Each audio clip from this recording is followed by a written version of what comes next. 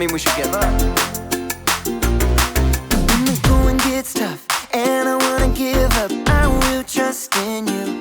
'Cause you're always gonna lead, always gonna lead, always gonna lead me through. When I'm feeling overwhelmed and almost wanna quit, I will not give in. 'Cause you're giving me strength, the strength to start again. Singing, everybody, come on, let's keep going. Ooh, ooh, ooh, ooh. We're never gonna give up, no. Oh, everybody, come on, let's keep moving. Yeah. Ooh, ooh, ooh, ooh. We're never gonna give up, no. Never gonna give up. Never gonna give up. Never gonna give up. Never gonna give up. No, never gonna give up, no. When I'm feeling like I can't finish where I started, I will look to you. Jesus showed me how. Jesus showed me how to follow you. Singing, everybody, come on, let's keep going. Ooh, ooh, ooh, ooh.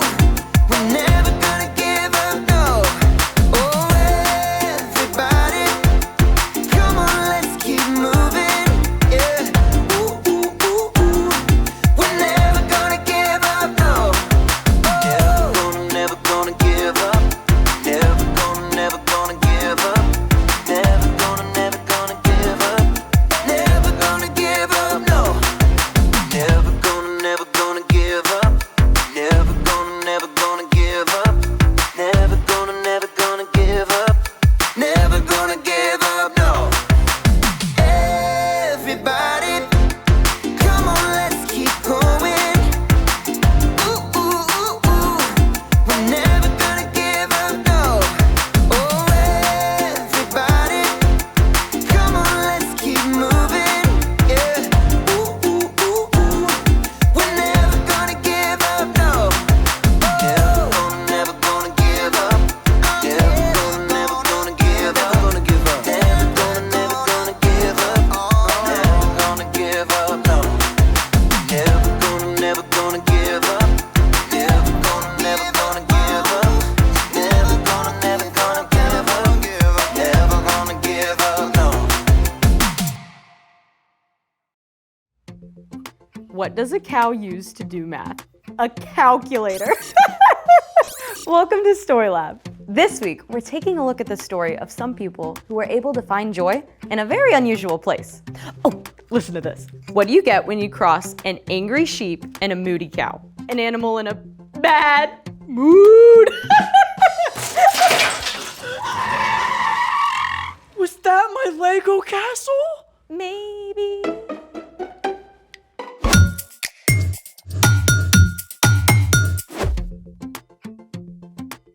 Hey guys, welcome to Story Lab. I'm Skylar. And I'm Sebastian. This week, we're talking about how we can trust Jesus with all of our emotions. Because he experienced them too. First emotion to talk about, guilt. I'm so sorry I broke your Lego set.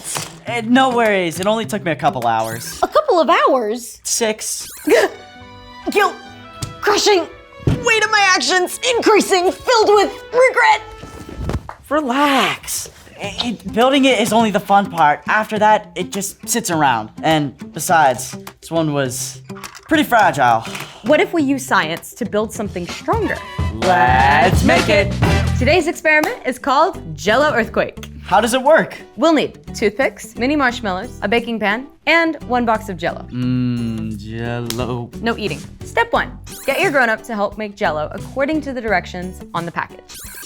No eating. Ooh, fine. So what's next? Step 2, build some houses. Use toothpicks and marshmallows to create a structure that won't collapse or fall over during an earthquake. That's it? Yep, once we build our structures, we'll plop them onto the Jell-O field and put them to the test. Let's do it.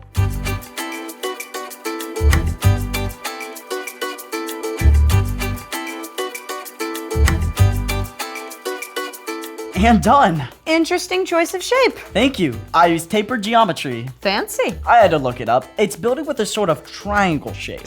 During an earthquake, buildings twist back and forth. Buildings that are more triangular in shape are able to handle twisting better than buildings that are square. Let's see how it does. You ready? Yes. Oh, too tall. My turn. Aw, very fancy. You see these X's? That's called cross bracing. When buildings shake, they are placed under pressure. With cross bracing, one diagonal support takes the pressure while the other compresses, redistributing the force of the quake. Teamwork. Let's test it out.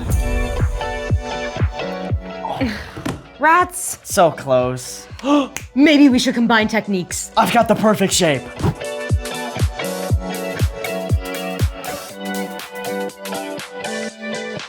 Behold, a pyramid. Taper geometry, cross bracing, and a wide base to help keep it stable. Here goes. It worked! Thank you for a great experiment. Thank you for not getting mad at me about the Legos. Speaking of choices, it's time for... The story before the story. Today we're in the book of Acts, which tells the story of the first Jesus followers, including Paul. Many of the earliest churches were started by the Apostle Paul during a series of epic road trips. On one road trip, God called Paul and Silas to cross the sea to Macedonia and the city of Philippi. At the time, Philippi was a busy trade city. People from all backgrounds lived there and worshiped many different gods. Only a few people worshiped the one true God, but Paul found them and told them about Jesus. A woman named Lydia invited Paul and Silas into her home, and a brand new church began. Which is where our story starts. Take it away! Hey everyone, I'm Jen. Paul and Silas went to Philippi to teach people about the way of Jesus. One day, as Paul and Silas were walking through the streets to their place of prayer, a girl called out, "These men serve the Most High God. They are telling you how to be saved." Now, what the girl said was absolutely true, but the girl's story was very sad. She was being controlled by a spirit that was not from God. And to make it even worse, some businessmen were using her to make money for them. For days, this girl followed Paul and Silas. "These men serve the Most High God. They are telling you how to be saved." You can imagine that Paul's frustration continued to grow. "These men serve the Most High God. They are telling you how to be saved. These In men..." the name of Jesus, I command you to come out of her. Immediately, the spirit left the girl alone. She was completely healed. Amazing news, right? But the men who had been using this girl to make money for them couldn't do it anymore, and they were not celebrating. Who do you think you are? You just sunk our business. The men were so angry that they dragged Paul and Silas to the marketplace to face the authorities. These men are making trouble in our city. Yeah, they're trying to get us to do things that are against Roman law. The whole crowd joined in, and the city judges called for Paul and Silas to be whipped and thrown in prison. Welcome to the Macedonian dungeon, boys. One way in, no way out. Paul and Silas were not only locked into a cell, but chained by their feet. Sleep would not have been easy. In fact, they were wide awake at midnight. If that was me, I probably would have been groaning and complaining and generally throwing a pretty epic pity party. Poor me! But not Paul and Silas. Even though they had every reason to be angry and sad and to lose all hope, they chose to look to Jesus. Right there in that dreary prison cell at midnight, they chose to talk to God and to sing their hearts out. When peace like a river attendeth my way, when sorrows like sea billows roll, whatever my lot thou hast taught me to say, it is well with my soul. Okay, that song was not actually written until about 1800 years later, but you get the point. We know they were singing loudly because all the other prisoners were listening in. But in the midst of this, they all heard something else. When peace like a river. A powerful earthquake shook the entire prison. Everyone's chains came loose and the doors flew open. The jailer raced out to see the wide open doors. He knew he would be punished to the limit for allowing the prisoners to go free. The jailer actually pulled out his sword, ready to hurt himself, but Paul stepped forward. Don't harm yourself. We're all here. Lights! Bring me some light. The jailer rushed into the prison and threw himself down before Paul and Silas. Sirs, what must I do to be saved? Believe in the Lord Jesus. Then you and everyone living in your house will be saved. Paul and Silas shared the good news about Jesus, and the jailer took them into his home to take care of their wounds. The jailer and everyone living in his home believed and were filled with joy. And Paul baptized them all. Then they all had a meal together. In the morning, the judges realized they had made a terrible mistake and sent word that Paul and Silas should be released.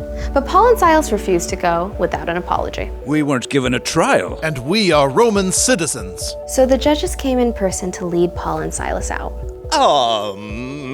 We're really sorry. Can you just, leave? Paul and Silas went to Lydia's home and encouraged all the believers to be brave. Then they left Philippi to continue sharing the news of Jesus. Even though Paul and Silas had been treated incredibly unfairly, lied about, hurt, and thrown in prison, they chose to look to God and trust God to give them joy. They knew that even if it doesn't happen right away, God will make everything right in the end, which is the end. Oof, I don't think a jam session would be my first go-to in jail. The other prisoners must have thought Paul and Silas were out of their minds. Until they saw what happened. That earthquake was an ultimate get-out-of-jail-free ticket, and yet they all stayed. So, what's our part in the story? Well, this month we're talking about resilience. Resilience is getting back up when something gets you down.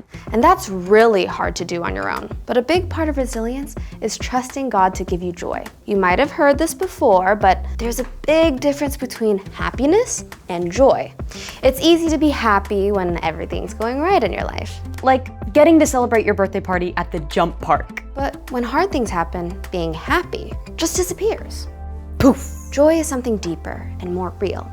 It's choosing to look to God and trust God no matter what. It's knowing that even if your troubles don't go away right now, God has promised to make everything right in the end for those who follow Jesus. That means you can choose joy when you're sick and miss your friend's party. When another kid is mean to you on the playground. When your teacher disciplines the whole class for goofing off, even though you didn't. When something hard happens, start by talking to God. Ask God to give you joy. You can look at the way God has brought you through hard things before. Stay focused on Jesus and how much He loves you. It's not always easy to choose joy. But it's always worth it. I think you got it. See you next time. Bye. So here's the thing. God can help you choose joy. Whether it's choosing to smile when things get tough. Or choosing to see a funny side of a bad situation. Speaking of funny, what do you call an earthquake at a dairy farm? A big move. Nope, a milkshake. That's terrible. Thanks for joining us in the Story Lab. See you next time. Do you think we can eat this? Let's try. Not bad.